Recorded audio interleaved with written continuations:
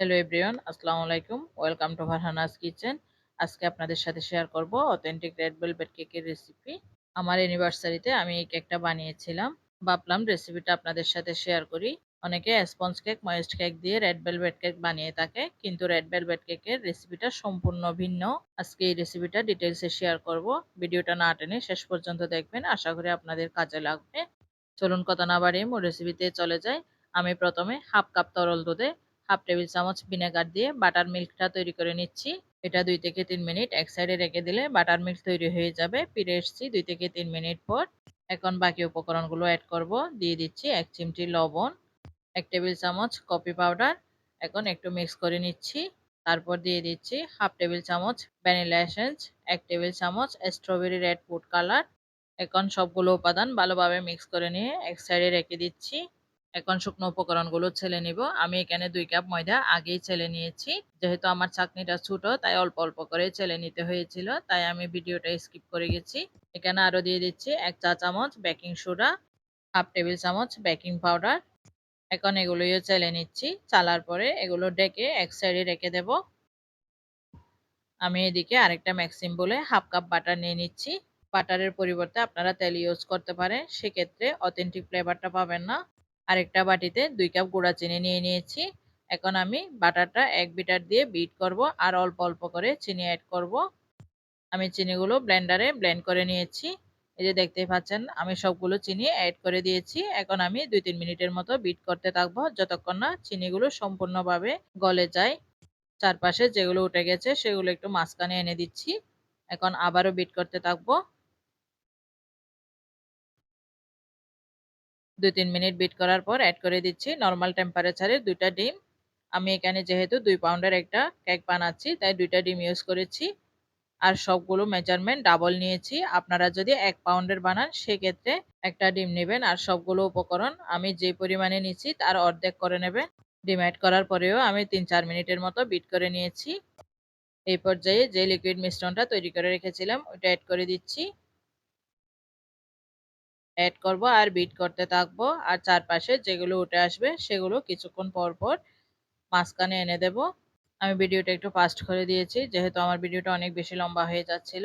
এখনো অনেক লম্বা হয়ে গেছে। এটাও 2 থেকে 3 মিনিট বিট করার পর অ্যাড করে দিচ্ছি শুকনো উপকরণ। আমি শুকনো উপকরণগুলোও এক বিটার দিয়ে মিক্স করব, যাতে শুকনো উপকরণগুলো পড়ে না যায়। তাই এক বিটার চালু না করে একটু মিক্স করে নিচ্ছিলাম। তারপর এক বিটারটা মিডিয়াম স্পিডে রেখে বিট করে নেব। আমি আগেই বলেছিলাম রেড ভেলভেট কেক বেসটা সম্পূর্ণ ভিন্ন। এর শুকনো উপকরণগুলো এক বিটার দিয়ে মিক্স করলে কোনো সমস্যা হবে না। স্পঞ্জ কেকের ক্ষেত্রে কিন্তু অন্যরকম, ফোমটা নষ্ট হয়ে গেলে কেকটা পারফেক্ট হয় না। এই যে দেখেন শুকনো উপকরণগুলো মিক্স করা হয়ে গেছে। যখনই বুঝতে পারবেন শুকনো উপকরণগুলো মিক্স করা হয়ে গেছে, তখনই মিক্স করা বন্ধ করে দেবেন। আমার কেক ব্যাটারটা রেডি। এই কেকের জন্য আমি হার্ট শেপের একটা 8 ইঞ্চি মোল্ড নিয়ে নিয়েছি। মোল্ডে বেকিং পেপারের উপর তেল ব্রাশ করে নিয়েছি। এখন ব্যাটারটা মোল্ডে সেট করে নিচ্ছি। এই যে দেখেন সম্পূর্ণ ব্যাটার মোল্ডে দিয়ে দিয়েছি। এখন একটু ট্যাপ করে নেব। এখন বেক করতে চুলায় চলে যাব। চুলায় আগে থেকে একটা অ্যালুমিনিয়ামের পাত্র গরম করে নিয়েছি। তারপর একটা স্ট্যান্ডের উপর কেক মোল্ডটা বসিয়ে দিলাম। এখন ঢেকে দিয়ে একদম লো হিটে বেক করে নেব 30 মিনিট। যদি 30 মিনিটে আপনাদের মনে হয় উপরে একটু ভেজা ভেজা থেকে গেছে, সেক্ষেত্রে আরো 5 মিনিট বেক করে নিতে পারেন। ফিরে এসেছি 30 মিনিট পর। কেকটা ভেতরে হয়েছে কিনা সেটা এরকম একটা কাঠি দিয়ে চেক করে নিতে পারেন। যদি ক্লিন আসে কেকটা হয়ে গেছে। এখন এটা আমি নামিয়ে পুরোপুরি ঠান্ডা করে নেব। ততক্ষণ আমি ক্রিম চিজটা তৈরি করে নেব। তার জন্য চুলায় আগে থেকে 1 লিটার দুধ জাল করে নিয়েছি।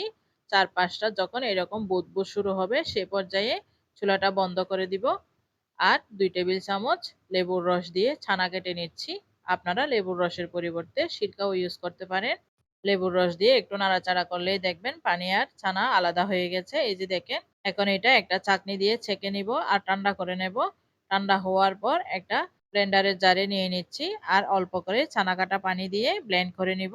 এই যে দেখেন আমার ক্রিম চিজটা রেডি হয়ে গেছে। যদি একটু ড্রাই মনে হয় আপনারা আর একটু ছানা কাটা পানি অ্যাড করতে পারেন। 2 পাউন্ড কেকের ফ্রস্টিং এর জন্য পুরোটাই লাগবে। আপনারা যদি 1 পাউন্ডের বানান সেক্ষেত্রে হাফ লিটার দুধ নিলে হবে।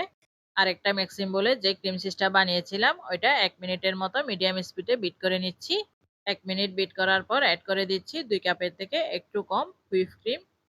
হুইপ ক্রিম কিন্তু বরফ ঠান্ডা হতে হবে। হাফ টেবিল চামচ ভ্যানিলা এসেন্স, প্রথমে 2-1 মিনিট লো স্পিডে, এরপর হাই স্পিডে বিট করে নেব। 7-8 মিনিটের মতো বিট করলে ক্রিমটা স্টিফ হয়ে যাবে।